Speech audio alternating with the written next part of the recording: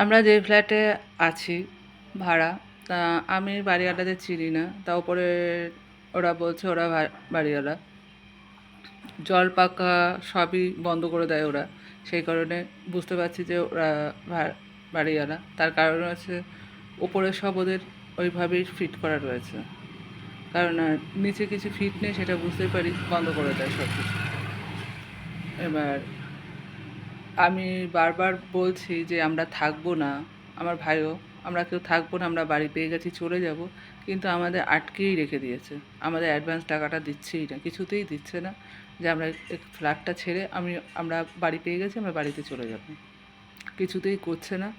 এবার বিশেষ করে আমাকে পাগল বানানোর জন্য যেই মেয়েটা বিয়ে করেছে ওর বর আমাকে প্রেম করতে চায়, প্লাস হচ্ছে আমার শরীর নিয়ে খেতে চায়, যেটা আমি বাধা দিচ্ছি বলে সে যা পাচ্ছে, বর আর বউ যা পাচ্ছে তাই করছে, যা পাচ্ছে ভিডিও ভাইরাল করছে, আমার ফোন নাম্বার হ্যাক করে রেখেছে।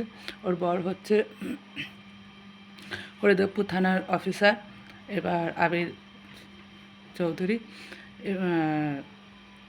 যা পাচ্ছে তাই আমার সঙ্গে করে যাচ্ছে।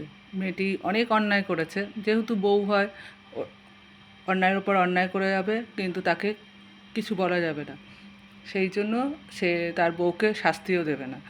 এবার